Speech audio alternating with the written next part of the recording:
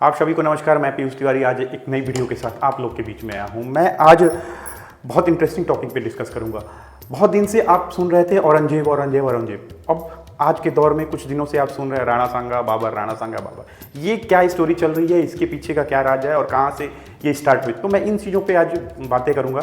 तो ये जो बाबर और राणा सांगा की स्टोरी स्टार्ट हुई है, ये तो चलो इतिहास भी रहा है, बट इन दिनों कुछ दिनों से ये सांसद भवन में एक सांसद हैं जो सपा से बिलोंग करते हैं, उनका नाम है रामजी लाल सुमन। उन्होंने सांसद में बोला था, सांसद भवन में बोला था कि बाबर के वंशज तो मुस्लिम हैं, आप किस के वंशज हो, आप राणा सांगा के वंशज हो। एक तो बीजेपी के लोगों का तकिया कलाम हो गया है सभापति महोदय कि मुसलमान इनमें बाबर का डीएनए है। उप सभापति महोदय मैं जानना चाहूंगा कि बाबर का डीएनए मुसलमान में है। हिंदुस्तान का मुसलमान तो बाबर को अपना आदर्श, वो तो मोहम्मद साहब को अपना आदर्श मानता है, सूफी संतों की परंपरा को अपना आदर्श मानता है। लेकिन सभापति महोदय मैं जानना चाहूंगा कि बाबर को लाया कौन? बाबर को इब्राहिम लोदी को हराने के लिए राणा सांगा लाया था।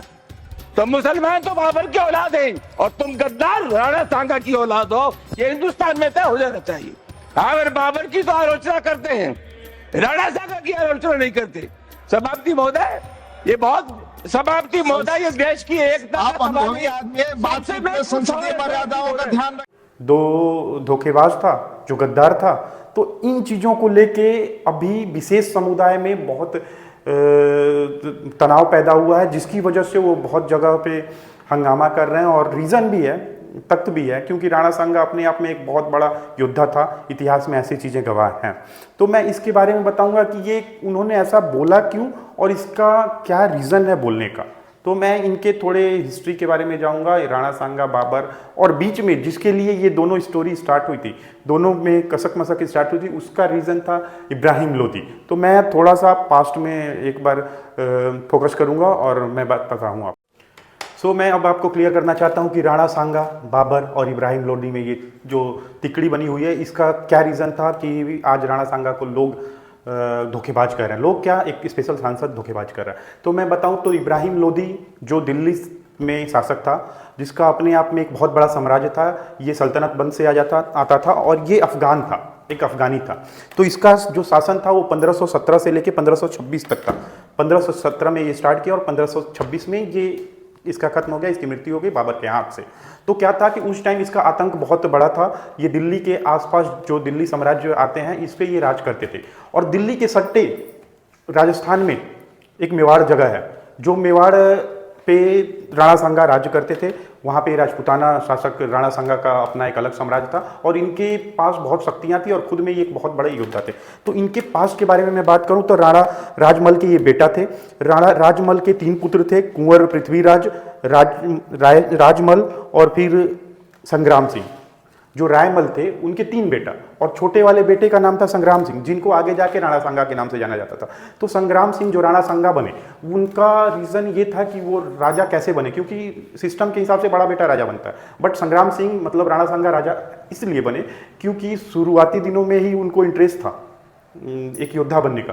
तो वो थोड़े इंटरेस्ट लेते रह गए और अपने बड़े भाई के साथ ही वो युद्ध कर बैठे। और उनमें क्या रहा कि इनके युद्ध के बीच में बड़ा भाई हार गया और वो फिर राजा बने। और इनके जो पिता थे रायमल, उनका भी इन पे नज़र थी और ये एक बहुत क्रांतिकारी योद्धा के रूप में उनको दिख रहे थे। उनकी तेज आंखों से उन्होंने अपने पहचान लिया था और उनके नज़र में वो एक बहुत योद्धा दिख रहे थे, इसलिए उनको एक राजा बना दिया था। तो संग्राम सिंह जो बाद में राणा सांगा बने, उनको मेवाड़ का राजा बना दिया गया। अपने पारिवारिक मतभेद के बाद वो फिर उभर के एक बड़ा राजा बन गया।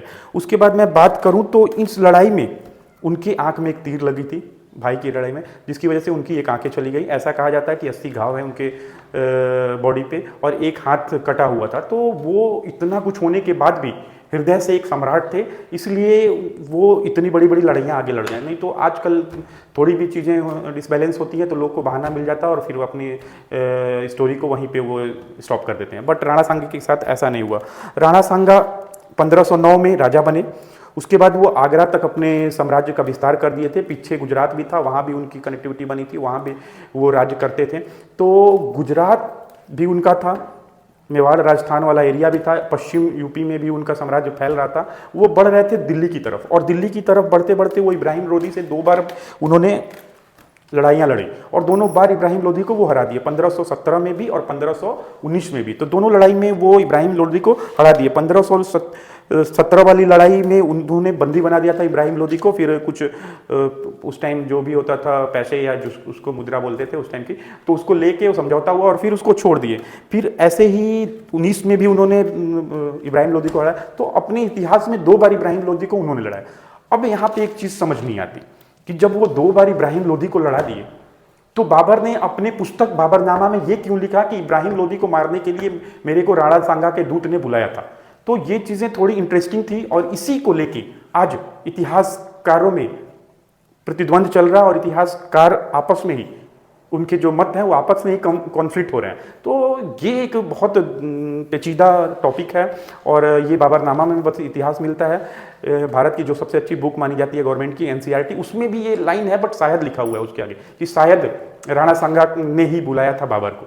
बट राणा सांगा ने बाबर को बुलाया नहीं बुलाया, अभी तक कोई रियल अपने पास बाबरनामा के अलावा कोई बुक नहीं है और तथ्य नहीं है। बट रियल में अगर बाबर को कोई बुलाया था तो इब्राहिम लोदी के चाचा। क्यों? क्योंकि इब्राहिम लोदी एक तानाशाह था। तानाशाह दैट मीन्स कि वो अपने जितने भी जनता थी उस पर वो कर बढ़ाते रहता था, और कर बढ़ाने की वजह से जो उसके चाचा थे, और उसका जो एक पंजाब वाले एरिया में जो अपना राज दे रखा था पंजाब वाले एरिया में, तो वहाँ पे जो उनका उत्तराधिकारी था उसका नाम था दौलत खान। वो इन चीज़ों से दुखी था, और इनके इब्राहिम लोदी के तानाशाही से वो दुखी था, और वो बाबर को बोला कि आप इंडिया में आओ, और यहाँ पे आपके पास अगर आप यहाँ पे करते हो तो आपके पास बहुत धन मिलेगा, और आपकी सेना बहुत अच्छे से रहेगी, और आपको अच्छा धन मिलेगा, फिर आप वापस चला जाना। तो बाबर शुरू से ही एक लुटेरा था। दैट मीन्स कि वो कहीं जाता था तो स्टेबल नहीं रहता था, वो जाके वहाँ हड़पता था, धन को लेता था, फिर अपने अफगान वापस चला जाता था घर, सॉरी अफगान नहीं, हाँ अपने घर चला जाता, फरगना जो था उस एरिया में चला जाता था। तो बाबर के इतिहास के मैं बारे में बात करूँ तो बाबर एक बहुत सक्सेसफुल राजा रहा है मुगल में, और मुगल सल्तनत का उसने भारत में अब पहला राजा था जो मुगल सल्तनत का राज्य स्थापित किया था भारत में, और वो 1926 में स्थापित किया था। और वो पता है इब्राहिम लोदी के मरने के बाद वो राज्य उसको मिला था। तो इब्राहिम लोदी को उसने 1526 में मारा। अब इस ड्यूरेशन में क्या हुआ कि इब्राहिम लोदी को मरवाने के लिए मुगल वंश का संस्थापक जो था वो बाबर था। बाबर बहुत सक्सेसफुल राजा रहा, सम्राट रहा। इसके पीछे भी बहुत चीज़ें हैं, बहुत उसने अपने लाइफ में स्ट्रगल किया, क्योंकि वो फरगना का रहने वाला था, और जहाँ उसके माता पिता जो थे वो दोनों अलग अलग अपने धर्म के थे। बाप उसका जो था वो था तैमूर, और जो माँ थी वो चंगेज वंश की थी। तो दोनों का वंशज, दोनों माँ बाप का वंशज ही अलग था। और जो ये मध्य एशिया के फरगना एक जगह है जिसका नाम उज्बेकिस्तान अब हो गया है, तो वो फरगना में पैदा हुआ था। लेकिन ये 12 साल में ही एक बहुत बड़ा सम्राट बन गया था, मतलब 12 साल में ही वो फरगना का एक राजा बन गया था। तो ये बहुत बड़ी उपाधि थी, बहुत बड़ा उसके लिए एक अचीवमेंट था। और लेकिन कुछ दिनों बाद आपस में पारिवारिक मतभेद की वजह से वो फरगना उससे छिन गया, और अब क्या रहा कि वो फरगना में ही नहीं रह पाता था, उसकी सेना फरगना में ही नहीं रह पाती थी। तो वो कभी दूसरे स्टेट, कभी इधर कभी उधर भटकते रहता था। तो भटकने के दौर में वो कहीं भी जाता, वहाँ का धन लूटता और अपना खर्चा चलाता। तो उसकी सेना के लिए भी सर्वाइव करना थोड़ा डिफिकल्ट हो गया। तो उसी दौरान वो पंजाब में लगभग 4 से 5 बार बैक टू बैक उसने हमला किया, और लूटता था और चला जाता था, लूटता था चला जाता था। तो उसकी आदत पहले ही से थी कि भारत में आक्रमण करना, पंजाब में आक्रमण करना, वहाँ का धन लेना और चला जाना। तो दौलत खान जो उत्तराधिकारी था पंजाब का, इब्राहिम लोदी का, जो दिल्ली सल्तनत का राजा था, उसका जो उत्तराधिकारी दौलत खान था, वो उसको इनवाइट किया कि तुम आओ दिल्ली सल्तनत पे हमला करो, दिल्ली पे हमला करो, और जो सल्तनत है, वंश है, इसका अंत करो, और यहाँ से धन लूट के और चले जाओ। उसको यही लगता था, उसने बोला नहीं, बट उसको ऐसा ही लग रहा था, क्योंकि पंजाब से उसने ये चीज़ें रिपीट की, तो उसको यही लग रहा था दिल्ली जीतेगा, फिर धन लेके चला जाएगा, और मैं यहाँ पे राज करूँगा, ऐसा लगता था दौलत खान लोदी को। तो ये चीज़ें ठीक उल्टा हुई। बाबर आया 1926 में, पानीपत की लड़ाई में इब्राहिम लोदी को मारा, लेकिन वो यहाँ पे रहने लगा। अब ये चीज़ें राणा सांगा के लिए भी मुश्किलें पैदा कर दी, और ये खुद में इब्राहिम लोदी का जो उत्तराधिकारी, मतलब उत्तराधिकारी पंजाब वाला एरिया का था, दौलत खान, उसके लिए भी एक सरदर्दी हो गई। कुछ दिनों में इन सबको उसने मारा और सब लूट के रख लिया और यहीं पे स्टेबल हो गया। अब क्या हुआ, वो उसके पास थोड़ी टेक्नोलॉजी थी, अब वो अपने साम्राज्य का विस्तार करने लगा, अपने लोगों को बहुत से धन दिया और लोग को भी बोलने लगा कि तुम यहीं रहो। तो उसके जो लोग, दैट मीन्स की सैनिक थे, वो थोड़े उदास से थे, वो अपने घर जाना चाहते थे। तो इस सिचुएशन में क्या हुआ कि उसकी लड़ाई आगे बढ़ नहीं रही, अब वो अपने साम्राज्य को बढ़ाते रहा। तो दिल्ली के बगल में राजस्थान था और राजस्थान में सबसे तगड़ा राजा, जो सबसे क्रांतिकारी और सबसे प्रभावशाली राजा थे, वो थे राणा सांगा उस दौर में। तो पैरेलली राणा सांगा और एक तरफ बाबर, इन दोनों का साम्राज्य चल रहा था और दोनों में कसक मसक थी अपने साम्राज्य के विस्तार को लेके और अपने ईगो को भी लेके।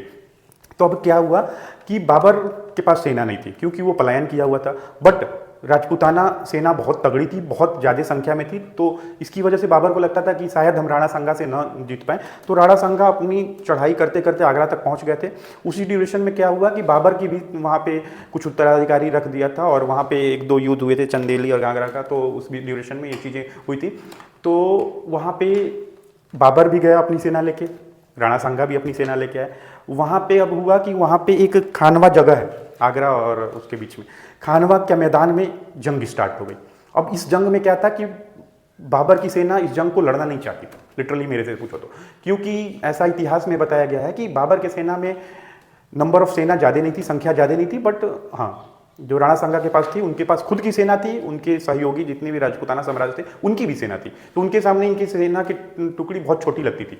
तो उसने अब क्या बोला कि ये लड़ाई बस मेरी नहीं है। अभी तक उसने अपनी कोई भी लड़ाई को एक धर्म की लड़ाई नहीं जोड़ा था, बट उसको अब लगने लगा था कि हमारी सेना ही हमसे साथ छोड़ देगी तो अब मैं टकरा के क्या करूँगा। तो उसने एक उद्घोष जारी किया जिसका नाम पड़ा जिहाद। ये जिहाद है, आज भी आप सुनते हो ये जिहाद है। तो उसने उस लड़ाई को जिहाद के नाम से दिए। और आपने पहले भी सुना होगा कि सेना जब भी होती है उसके अंदर आग भरी जाती है, दैट मीन्स कि आक्रोश भरी जाती है। आज भी आप देखोगे तो सेना बहुत तेज आवाज़ में बातें करती है, बहुत तेज आवाज़। तो वो उसके कॉन्फिडेंस को बढ़ाने के लिए उसने जिहाद का नाम दिया उस लड़ाई को। और सारी सेना एक बार फिर सोची और अपने धर्म की लड़ाई के लिए आ गई और फिर चल उठी सेना और राणा सांगा से लड़ने के लिए खानवा के मैदान में अगले दिन पहुंच गई सेना। तो ये सेना 17 मार्च 1527 को खानवा के मैदान में पहुंची। खानवा का युद्ध स्टार्ट हुआ। युद्ध जैसे ही स्टार्ट हुआ, बाबर ने कुछ टेक्निकल लड़ाइयाँ स्टार्ट की, दैट मीन्स तोप की लड़ाई पहली बार हुई वहाँ। मतलब तोपों से उसने आक्रमण करना स्टार्ट किया, तोप का यूज पहली बार उसने किया और भारत के लिए बहुत बड़ी बात थी। भारत दैट मीन्स कि शेर सिंह राणा के लिए ये बहुत बड़ी बात थी, ये आउट ऑफ सिलेबस लगा। और उस ड्यूरेशन में बहुत बड़े बड़े राजपूताना जो शासक थे वो मारे गए और उनकी सेना की टुकड़ियां सीधे सीधे बाहर होती गई। क्योंकि ऐसा होता था पहले कि आपका अगर राजा मर गया तो आप चले जाओ, बेशक किसी की तरफ से लड़ाई लड़ रहे हो। तो ऐसे करते करते वो बहुत लोगों को खाली किया और उसके बाद ये अपनी सेना को एक ऊपर पर्वत पे रखा हुआ था जिसके तोप थे जो हाइट पे थे। तो उसकी वजह से वो उसका मार बहुत तगड़ा होता था और ऐसे ही देखते देखते राणा की एक बड़ी टुकड़ी को उसने ख़त्म कर दिया और बाद में राणा को चोट लगी और से राणा उस टाइम लड़ाई में तो नहीं मरे, बट ऐसा बताया जाता है कि कुछ दिनों के बाद कुछ टाइम के ही बाद वो कहते थे कि मैं फिर से लड़ाई लड़ूंगा। बट उनके कुछ जो उत्तराधिकारी और कुछ लोग थे उनको ऐसा लगने लगा था कि लड़ाई अब हम जीत नहीं पाएंगे क्योंकि हमारे पास वो टेक्नोलॉजी नहीं है, वो तोप नहीं है, तो हम उनसे लड़ नहीं सकते। तो माना जाता है कि उनके खाने में किसी ने जहर दिया और ये चीज़ें उनका अंत वहीं हुआ। लेकिन अब टॉपिक ये है कि राणा सांगा क्यों बुलाते। जिस इब्राहिम लोदी को उन्होंने 2 बार 1517 और 1519 में हराया, वो फिर क्यों बुलाते। बाबर ने ये चीज़ लिख के क्यों ऐसा किया। तो कहीं ना कहीं हो सकता है बाबर बहुत अलग टाइप का था, थोड़ा अयाज था। जब उसने एक जिहाद का नारा दिया था तो उसके सैनिक हंस रहे थे उस पर कि तुम जिहाद का नारा दे रहे हो और तुम्हें पता है जिहाद क्या होता है। मुस्लिम में तो दारू पीना भी वो माना जाता है, मतलब विरोध है। तो ऐसे ऐसे चीज़ें थी, तो वो अयाज था। तो इन सब चीज़ों को वो छोड़ते रहा। जब उसकी सेना ये सब बोली तो वो सब कुछ छोड़ गया। तो उस ड्यूरेशन में वो लिख दिया होगा, कभी नशे के बुत हुए नशे के दौर में वो लिख दिया होगा। और ये आज हमारे लिए बहुत आक्रोशजनक बातें हो गई हैं। एक समुदाय में इससे ठेस पहुंचा हुआ है और पहुंचेगा भी, क्योंकि राणा सांगा एक सम्राट थे। वो एक एग्जाम्पल है। उनके हाथ कट गए थे, पैर में चोट थी, 80 घाव थे, आंख फूट गई थी, फिर भी वो लड़ाइयाँ लड़ते थे। तो ये एक होता है ना कि आइडियल, तो बहुत लोगों के लिए वो आइडियल है। और अगर आपको ये वीडियो अच्छी लगे तो लाइक करें, चैनल को सब्सक्राइब करें।